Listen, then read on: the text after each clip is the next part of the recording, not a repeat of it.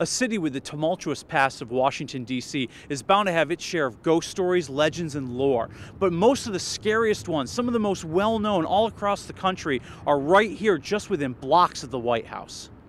Like here at St. John's Church, where ghosts appear in the pew of presidents whenever a great American leader passes away.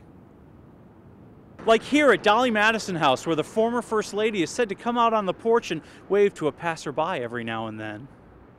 Like here at Decatur House, where the ghost of Stephen Decatur still wanders out into Lafayette Square late at night. Does he ever run into the ghost of Edgar Allan Poe, who's said to be seen stumbling drunkenly around the park?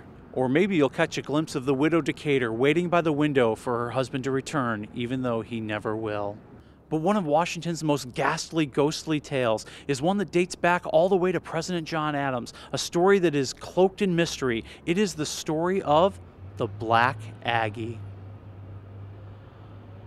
The name of the hotel gives a clue as to why the house is important. The house was known as the Hay Adams House.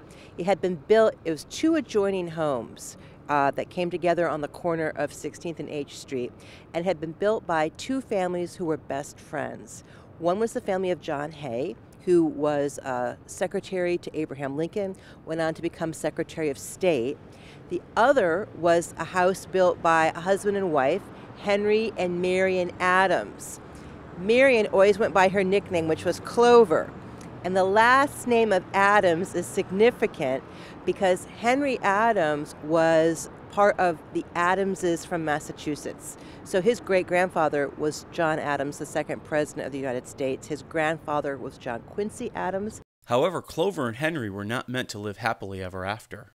It was during that time that Mrs. Adams, Clover, became terribly, terribly depressed. But whatever the cause, what's irrefutable is that she was deeply despondent. And on December 6th of the year 1885, she took her life. Henry Adams commissioned a sculpture to be placed at the gravesite of his deceased wife, which became a popular attraction in Rock Creek Cemetery. However, it also became the subject of a theft. An unauthorized copy of the statue was made and sold to General Felix Agnes in the early part of the 1920s to be used at the gravesite for his family at Druid Ridge Cemetery in Baltimore. Soon after, as reporter Shara Turjung found out, strange stories started popping up about the statue. If you went and sat in her arms, she would come to life and then crush you.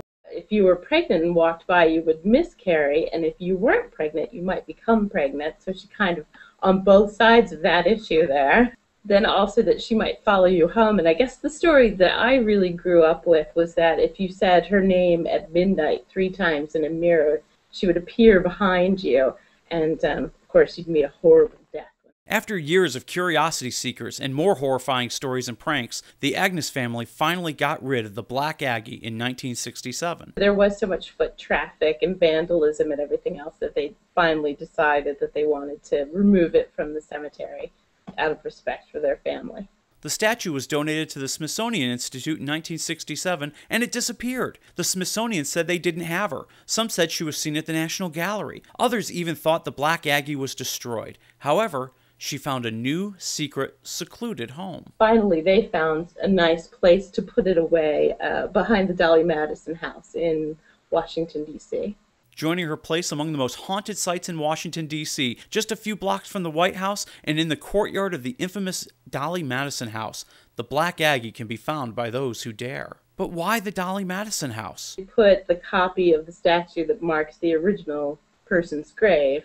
They put it in a house that was associated with that person. Yes, the Black Aggie sits blocks away from and facing in the direction of the Hay Adams Hotel. Does she still come to life at night? Has she found peace being so close to the Hay Adams? Or does the ghost of Dolly Madison protect curiosity seekers from the clutches of the Black Aggie? For News Plus, I'm Willie Waffle.